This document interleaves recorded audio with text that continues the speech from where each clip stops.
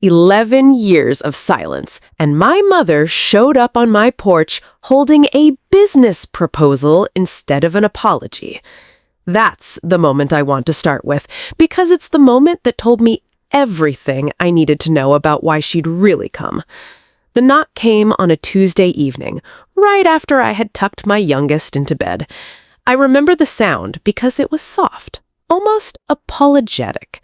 Nothing like the confident knuckles I used to hear on that same door when I was a little girl running to answer it before anyone else could. I opened it, expecting a neighbor, maybe a delivery. Instead, I found my mother standing there in a cream-colored coat, holding a black leather portfolio against her chest like a shield. She stood there smiling like she had simply stepped out for milk and come back. "Hello, Abigail," she said. "I think it's time we healed this family." I want you to sit with that sentence for a moment, because I did. I stood in my own doorway in the home my husband and I built with our own hands and our own risk, and I let those words wash over me. Healed. As if what happened between us was an illness that struck without a cause, as if she hadn't been the one who delivered the wound herself. Welcome back to the Family Revenge Tales. My name is Abigail Monroe, and for a long time that name meant nothing but pain to me. I'm going to tell you what happened when my mother walked back into my life after 11 years of silence, and what she brought with her that night was not an apology. It was a document, and that document told me everything I needed to know about why she had really come. But to understand that night, you need to go back with me to the beginning, to the year I fell in love with a man named Marcus Carter. I was 26 when I met him at a charity gala my parents dragged me to every spring, the kind of event where the Monroe name is supposed to mean something. Marcus was there representing the architecture firm that had donated the building renderings for the evening's silent auction.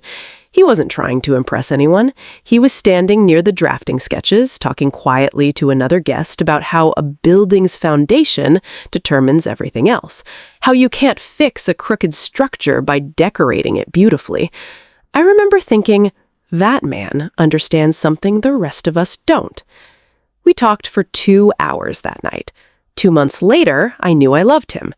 10 months later, he asked me to marry him in the parking lot of the hardware store where we just bought paint samples for an apartment we couldn't quite afford yet, because that was simply who he was, unwilling to wait for the perfect moment when the real moment was already happening. I brought him home to meet my parents 3 weeks after the proposal. I was so proud. I remember holding his hand at the dinner table, watching my mother's face as I introduced him, and watching that pride drain out of her like water through a cracked pipe. "Abigail," she said to me later that night, once Marcus had left, "you cannot be serious about this. I've never been more serious about anything. Do you understand what this will do to us, to this family, to everything your father and I have built? I understand that I love him." My father sat in his armchair through the entire conversation and said nothing, not one word in my defense. I used to think his silence was neutral. I know now that silence, when someone you love is being torn apart in front of you, is not neutral at all. It is a choice. My Aunt Carol was the one who tried hardest to talk me out of it. She sat me down at her kitchen table, poured me tea I never touched, and told me that some things simply weren't done in families like ours, that I had generations of tradition to consider, that I was being selfish and reckless, and that I would regret this before I turned 30. "Marcus is a good man, Aunt Carol." That was never the question, Abigail. That sentence has stayed with me for 11 years. That was never the question. She admitted it right there at her own kitchen table, that his character had nothing to do with their objection. I married him anyway. We had a small ceremony with maybe 30 people, Marcus's parents and his sisters and a handful of friends who actually showed up for me instead of for the Monroe name. Not one person from my side of the family came. My mother sent a single message the morning of my wedding. It said, "You are choosing to end this family. Don't call us when you understand what you've lost." I didn't call. Not for 11 years. Marcus held my hand the night after the wedding in the small rented apartment that would be our first home together, and he said something I've held on to every day since. A family isn't the people who share your blood, Abigail. It's the people who stay in the room when things get hard. I didn't fully believe him then. I believe him completely now. We started with nothing, and I mean that honestly. Marcus had his design talent and a stack of unpaid student loans. I had a business degree nobody in my family thought I'd ever need to use because I was supposed to marry well and let someone else handle the numbers. We rented a tiny office above a dry cleaner in Franklin, Tennessee, and we called our company Monroe Carter Homes because Marcus insisted my name go first. "You gave up everything for this," he told me. "Your name belongs on the door." The first 3 years nearly broke us. We lost our first big client to a competitor who could underbid us because they didn't yet have a reputation to protect. We had a winter where we ate rice and beans 4 nights a week and told ourselves it was a phase, not a warning sign. I remember crying in our car outside a bank after a loan officer looked at Marcus, then looked at me, and suggested we consider a smaller, more modest project than the one we'd proposed. Marcus didn't cry. He just started the engine and said, "We'll build it ourselves, one house at a time until they can't ignore us." And that's exactly what we did. Our friend Noah Bennett joined us in year 4, bringing operations experience we desperately needed. Slowly, painfully, one satisfied client leading to another, Monroe Carter Homes became known for something rare in that market: craftsmanship paired with integrity. We didn't cut corners, we didn't oversell. Every home we built like it was going to hold someone's entire life inside it. Because it was. By year 8, we weren't struggling anymore. By year 10, we were one of the most respected custom home building companies in the Southeast. And by year 11, a national real estate development corporation offered to acquire the company for $16.5 million. I remember sitting across from our business consultant, Victoria Ellis, when the final number came through, and I remember looking at Marcus and both of us just sitting in silence because there was nothing either of us could say that would match the size of what we just survived together. The story went national. Local news picked it up first, then a morning show, then articles with headlines about the couple who built an empire from a dry cleaner's attic. I didn't think about my parents seeing it. I honestly hadn't thought about my parents in a long time. Marcus had become my family. Our 2 children had become my family. I had built a life so full, there wasn't room left for the absence of people who chose not to be in it. But apparently, my mother saw it.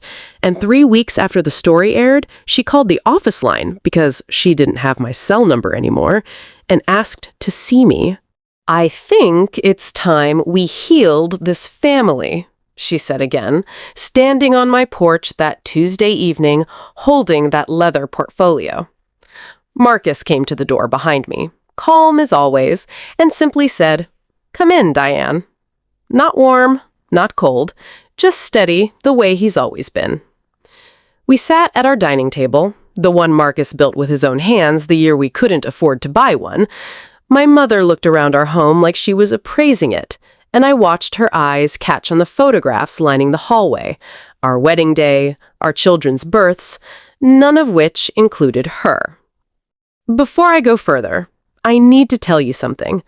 I had asked my childhood friend Lauren Hayes, who had gone on to become an award-winning documentary filmmaker, to be present that night, quietly recording from the next room with my full knowledge and consent. I wasn't doing it for revenge. I want to be very clear about that. I was doing it because I had spent 11 years hearing, in the back of my mind, the version of this story my family would tell if I ever gave them the chance to rewrite it. I wanted the truth to exist somewhere that couldn't be edited by anyone's shame. My mother opened the portfolio and slid a document across the table. It was titled, in clean, formal print, Family Legacy Agreement. "What is this?" I asked, though some part of me already knew. "It's a proposal," she said, "for how we move forward as a family." I read through it slowly while she watched me, and Marcus sat quietly beside me, his hand resting over mine.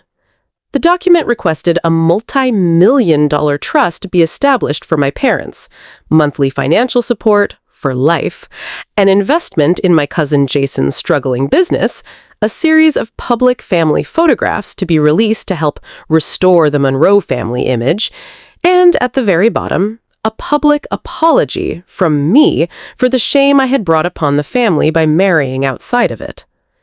I read it twice to be sure I wasn't misunderstanding. "There's no mention of Marcus in here," I said quietly.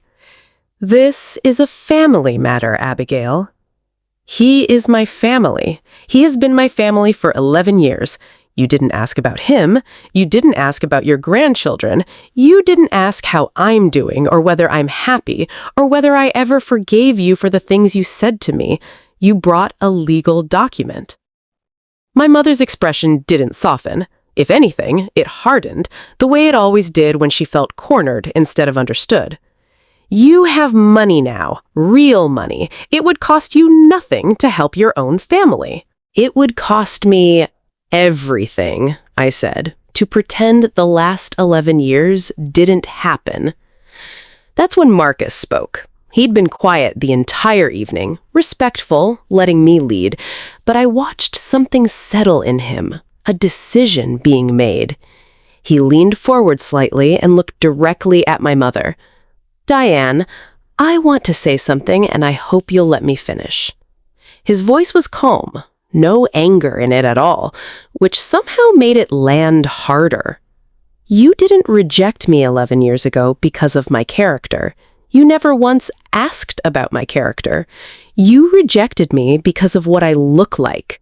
I want you to sit with that, because I think you've spent 11 years telling yourself a different story." My mother started to speak, but he continued, gently. "I've spent the last 11 years building homes for people, real families, people who work double shifts, people who never thought they'd own anything of their own. Every one of those homes gave someone a place to belong. In that same 11 years, you had a daughter, 2 grandchildren, and a family that would have loved you completely, and you chose hatred over all of it. I'm not telling you this to hurt you. I'm telling you because somebody finally has to." The room went silent in a way I'd never experienced before, the kind of silence that has weight to it, that presses down on your chest. My mother's hands, still resting on the edge of the family legacy agreement, began to tremble slightly. But she didn't apologize. She didn't reach for Marcus's hand or mine. She simply closed the portfolio and said, "I see you've made your choice again." "I made my choice 11 years ago," I told her. "You just weren't in the room to see it." I asked my parents to leave that night. My father, true to the pattern of our entire relationship, said nothing on his way out. Not goodbye, not an apology, nothing. Lauren and I spent the following months working on the documentary together, which we eventually released under the title, The Price of Conditional Love. We combined that recorded conversation with footage from our wedding, our early struggling years, interviews with Noah and Victoria, and the families who bought our homes, and quiet moments with our children. We weren't trying to attack anyone. We simply let the truth exist in full, without editing it into something smaller or safer. When it was released, I wasn't prepared for what happened next. It spread further than I ever imagined, shared by people across the country who saw pieces of their own families in ours. Thousands of messages came in from people who had been rejected for who they loved, who they were, who they married. Strangers telling me they finally felt less alone. That part still humbles me more than any dollar amount ever could. Not everyone in my family responded the way my parents did. My younger sister Hannah reached out about a month after the documentary aired, and unlike my mother, she didn't bring a portfolio. She brought an apology, plain and unpolished. "I was scared," she told me over coffee, her hands shaking around the cup. "I watched what happened to you, and I decided it was safer to say nothing than to lose them too. I was wrong, Abigail. I've been wrong for 11 years, and I'm sorry it took this long to say it out loud." I welcomed her back slowly, carefully, the way you'd welcome anyone back into a home after a long absence, checking first that they meant to stay. She did. Today, Hannah is one of my children's favorite people in the world, and watching her build a real relationship with Marcus, one built on respect instead of tolerance, has been one of the great unexpected gifts of this entire story. My Aunt Carol never changed her position. My cousin Jason, to his credit, refused the money that had been proposed on his behalf, telling me he didn't want a future built on somebody else's manipulation. My father remained silent until the end, which by then didn't surprise me at all. Silence had always been his answer. I finally understood it would never be anything else. My mother called one final time, months later, demanding I take the documentary down, insisting it had damaged the family's reputation beyond repair. I told her, as calmly as I could, that she'd had 11 years and countless opportunities to reach out with nothing but love in her hands, and she chose, every single time, to reach out with conditions instead. This time, I was the one who closed the door. Marcus and I didn't want our story to end with wealth or even with vindication. We wanted it to build something. So we started the Monroe Carter Builders Initiative, a nonprofit that mentors young tradespeople and aspiring builders who don't have the financial backing to break into the industry, the kind of support neither of us had when we started. We also fund affordable housing projects for working families because Marcus never forgot what it felt like to be underestimated by a loan officer who judged him before he ever opened his mouth. Some evenings, I watch our children doing homework at that same dining room table Marcus built with his hands, surrounded by people who chose to be here, and I understand something now that took me 11 years and $16.5 million to fully learn. The greatest thing we ever built wasn't the company, it wasn't the houses, it was this family, right here, built on love that never once asked me to shrink myself to keep it. If this story moved you the way it moved me to live it, I hope you'll subscribe to the Family Revenge Tales, because these stories matter. They remind us that the families we build with our own hands can be stronger, kinder, and more lasting than the ones we're simply born into. And if you're carrying the weight of a family that only offers you conditional love, I hope you'll remember this. You are never required to shrink yourself to fit inside someone else's prejudice. Real love never comes with a contract attached. There is something important underneath this story that goes beyond the drama of one family's fracture. It shows how prejudice often hides behind the language of tradition and reputation, and how silence from the people who are supposed to protect us can be just as damaging as open cruelty. It teaches that real accountability requires more than a well-timed reappearance once success makes reconciliation convenient. It reminds us that healing, when it's genuine, looks like humility rather than demands, the way Hannah's apology looked so different from her mother's proposal. And most of all, it offers hope that it is possible to build a healthier, more loving family from the ground up, even after the one you were born into fails you completely.